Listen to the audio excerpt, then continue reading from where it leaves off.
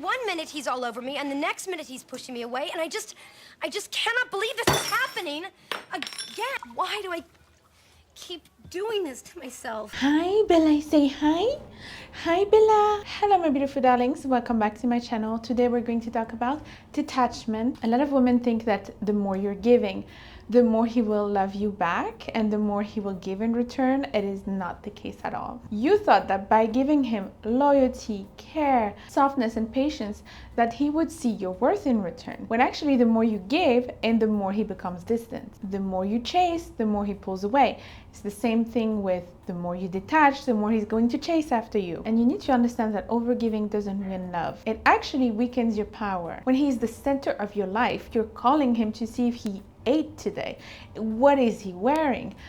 Did he take an umbrella to go out because it's raining? And you're mothering him to the point of suffocation. It doesn't make him want to chase after you. You confuse effort with value and attachment with love. You actually are teaching him to take you for granted. And in this video, we're also going to talk about attachment style, but I'm going to explain to you different type of attachment style.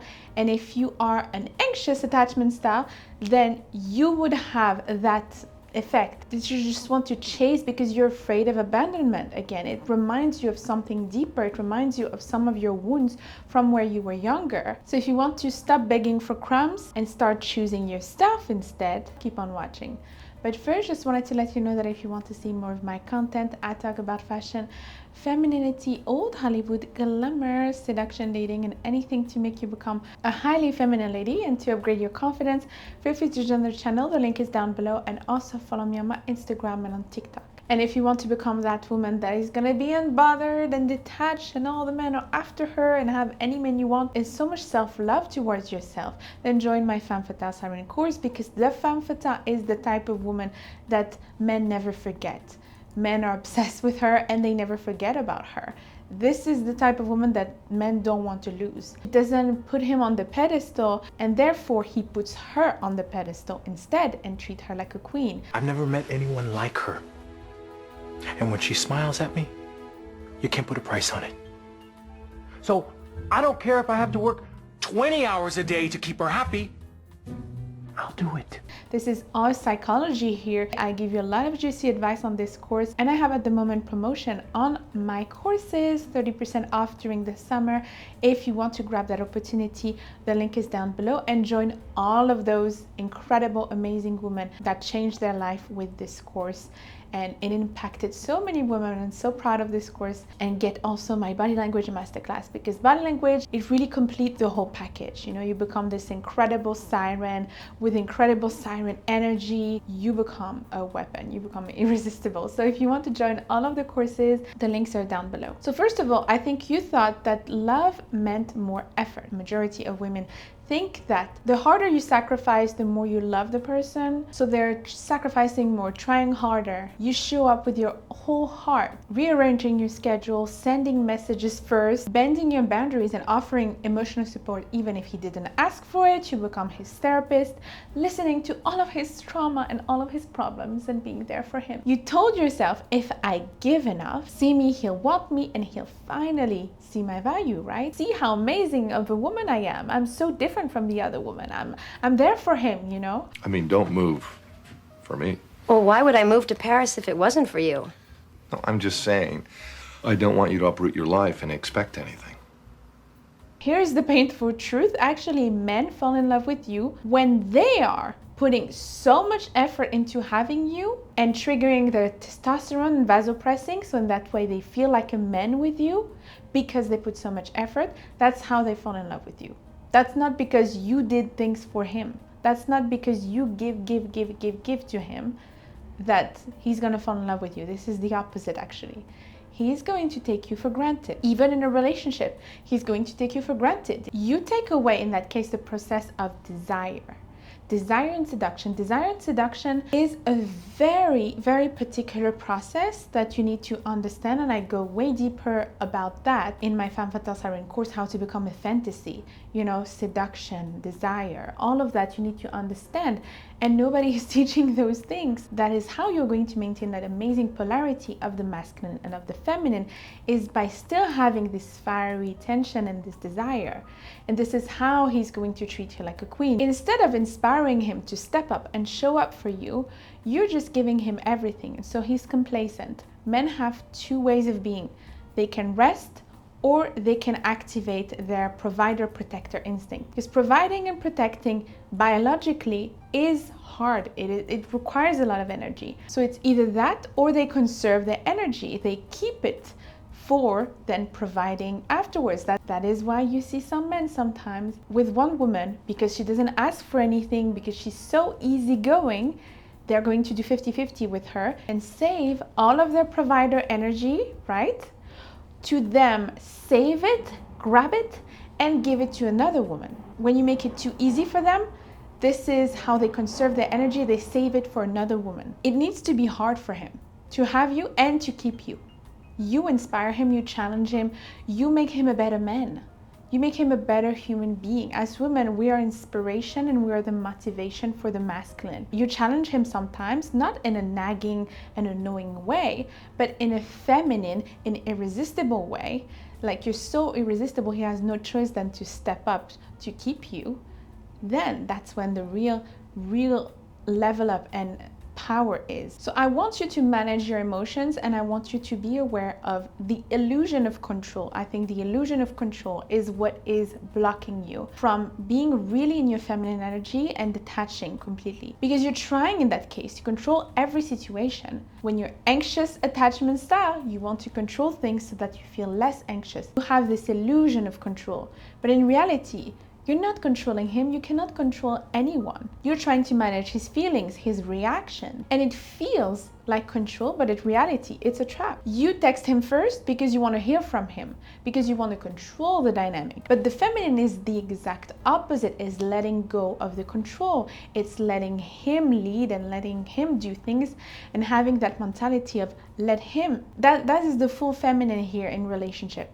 Let him organize the date. Let him pay for the dinner. Let him mess up even. And then you act accordingly with your boundaries and with your standards, but you want to observe like a cat. You let him. But no, instead of letting him do things, you observing in your power, what you want to do is control everything in an anxious way. So you analyze every word, every emoji. What does that mean? You ask ChatGPT at 3 a.m., what does that mean when he said that?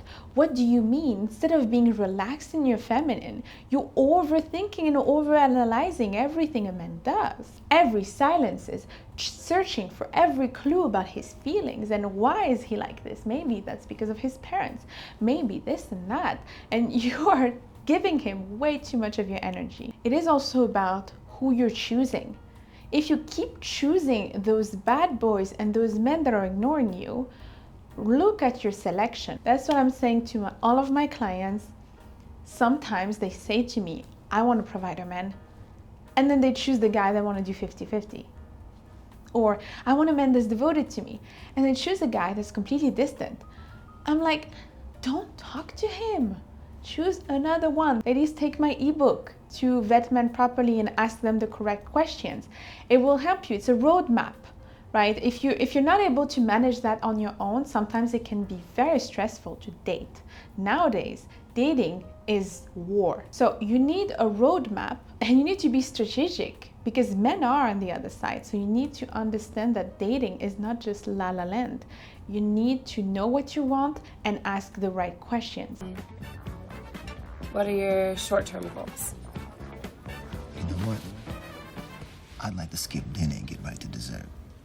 And true feminine power comes when you release the control. It's not in your hand anymore. The more you try to hold on to the control, the more he pulls away. The feminine is all about trusting that what is meant for you will come to you. The femme fatale, she gets whatever she wants without having to force anything. Many women are insecure and with insecure patterns, and they keep chasing men that are not showing up for them because in the hope of showing their value. It's like they don't deserve a love that feels secure and safe. So when they encounter a nice guy, that's when it comes from, the nice guy syndrome, like a nice gentleman that will treat them exactly like royalty, they will refuse it because they'll say he's boring or he's too predictable.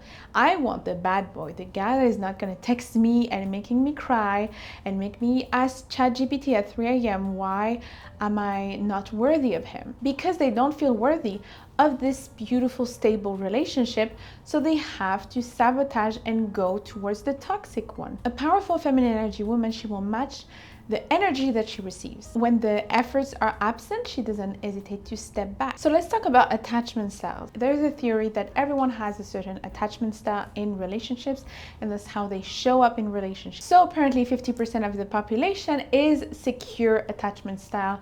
That means that you grew up in a family that was quite healthy in showing love and the attention that you wanted as a child. You trust love and expect healthy relationships and healthy connections. You have a good image about yourself and a good image about others. You communicate your needs calmly, you set boundaries, you're not afraid to be emotionally close from someone, and you attract stable and emotionally available people. They say that it's 50% of the population. I have a hard time believing that it's 50% of the population that is like this. Then you have the anxious attachment style, the overgiver. That's what I was talking about, the person that overgives and that is chasing even after someone that is pulling away. You crave closeness, reassurance. You have an abandoned wound. You tend to overgive, overthink, attach quickly to someone. If someone pulls away, you tend to chase after them, saying to yourself, if I love more, maybe they won't leave. Your core fear is being too much yet never enough. You have a negative self-view and a positive view of others. Your wound is feeling unseen or emotionally neglected as a child. You cling to love even when it's inconsistent and painful. That is why sometimes you see some couples, they stay together and they're super toxic and you have no idea why. It's because each other, they feed each other's kind of familiar wounds, because sometimes we're attracted to toxicity because it's familiar, not because it's good. Then we have the avoidant attachment style, the escaper. I believe that was kind of like that before. Now I believe I'm way more secure. It's like you crave love, but you fear losing your freedom. You tend to pull away when things get too close. You value independence and see emotional needs as weakness. So it's really detaching, but to the extreme. Your core fear is losing control or being vulnerable. Your wounds are emotional neglect or pressure to self-soothe as a child. So that means that you were forced to deal with your emotions on your own as a child. You kind of think that you have to deal with everything in life yourself. You avoid deep intimacy and keep people at a distance. You have a positive self-view, so those kind of people, those kind of avoidant attachment style have a positive self-view, but they have a negative view of others. So they're very cautious with others. They don't trust many people. They have a hard time trusting people. They kind of keep people at a distance to not lose power and to not be vulnerable and to not be hurt. They want connection. They deeply want connection. In that way, they kind of prefer to be alone. They're very independent. They're not afraid to be alone. And it's almost like they're more afraid to be with someone than to be alone. My moon is in Aquarius. That's why I'm the femme fatale of YouTube. I just love that archetype because I'm a bit more distant. I'm not so emotional naturally. I'm quite detached naturally and I'm quite unbothered naturally. But I'm a Taurus and my rising sign is in Sagittarius. So when you meet me, I'm very bubbly and positive and everything, but deep down in my emotions, I'm an Aquarius, so I'm just more analytical. That's true, even with men. I would be more distant at first, which make them chase me even more. That's how I started with my partner. He would just be really chasing, and I would be like, no, it's okay. Then you have the disorganized attachment style. It's like you want love, but you fear it at the same time. It's kind of a mix of the anxious and the avoidant. You have both of them. These are 5% of the population. These are very rare. The other two ones, the avoidant and the anxious, are 20% of the population approximately. You swing between being clingy and pulling away, often feeling confused and overwhelmed in a relationship. You may sabotage intimacy and attract really chaotic dynamic. Your core fears are two opposites. You're afraid of being abandoned, but you're also afraid of being trapped. So if someone is really into you, you're going to be an avoidant. But if they detach, you're going to be anxious. You had an unpredictable upbringing in your younger years. You have intense highs and lows. So understanding attachment styles is very, very nice, very important. And I noticed something. Sometimes you don't have a specific attachment style. Sometimes it depends with the person you have in front of you. If the person is super avoidant, you can develop some anxious attachment style, even though you're someone that is super secure usually, because someone is super avoidant. So it's kind of manipulation. Same if someone is super anxious and really calling you every 5 minutes, you may be a bit more avoidant and avoiding that person because it's too much for you. So I think that attachment style is not something that is completely fixed, but it's something that is very interesting to understand in dynamics. You have to understand also that scarcity creates value. This is fundamental in the law of attraction and human psychology. We value what is rare, not what is common. So when you make yourself common, when you make yourself available 24/7, answer every text, say yes every time, you become predictable, and predictability brings boredom. Create space without playing games, because I don't want you to play games. This is childlike. You want it to be natural. You want it to be because you have a life that is so full and so amazing that sometimes you don't even notice that he texted you. It's honoring yourself. It signals that your time and energy are precious commodities. And scarcity doesn't mean coldness. It means self-respect. Obsessing over him, trying to decode everything, his every move, over-explaining yourself. When you try too hard for something, the universe actually resists from it. This is the law of reverse effort. Attraction is about presence, confidence, and ease. You need to be calm and centered so that your feminine energy can flourish, and with that feminine energy you attract anything you want. When you are the opposite, when you're anxious about everything, when you're trying to control everything, you go against the law of attraction, you go against your own desires. The key is to trust yourself and trust the process. You trust yourself because you're an incredible woman. Why would you not be cherished like a queen? Why would you not have everything that you desire? Try to understand yourself. Try to see why you're doing this. Why am I chasing after this man that is nobody? Like, he is no one. Why are you chasing after him? Maybe you have a pattern of choosing the wrong men. That's information. I believe that information is power. I believe that knowledge is power. So if you are knowledgeable about yourself and your emotions and how you deal with things in relationships, this is power. So analyze yourself. See, why am I chasing him? Am I doing that all the time? Or is it just him that makes me feel like that? Is it because it's him that is not putting any effort into the relationship and so I feel anxious in return? Ask yourself, am I doing that constantly? Am I choosing the wrong type of men? And why am I choosing the wrong type of men? Do I believe that I don't deserve love? Do I believe that I don't deserve to have a real, beautiful connection with someone? Why am I always in those situations? Or if you're in a relationship with someone, why am I staying with a partner that is treating me like I am a second thought, like I'm not a priority?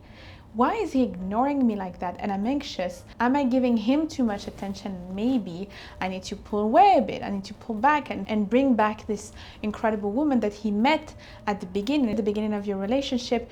You were spicy, you were interesting, you had your life, you had your things going on, and now your whole life revolves around him. That's when he pulls away. Don't shrink yourself to keep him. Also, like, a lot of women become quieter, less demanding, less opinionated in the hope that maybe he will stay. She would just shrink herself and become someone else, completely disappear in the relationship so that he stays. It is not good to pretend that everything is good, to not have arguments. Arguments are healthy in a relationship. You should not be afraid of disagreeing with your partner because it will happen. You deserve to be fully seen and heard, and you have to stop shrinking your life and shrinking yourself to accommodate someone else. Audit yourself and ask yourself questions. When are you overdoing things for someone? When are you shrinking yourself in your relationship to appear accommodating again? Are you always the one texting him first? Are you always the one planning the dates? The secure woman understands that her worth is not tied to anyone else. Repeat after me. I am whole. I am worthy. If you want me, you will show up. She doesn't have to be bitter to do that. She can do it in a very classy, beautiful, feminine way. Like, bye-bye.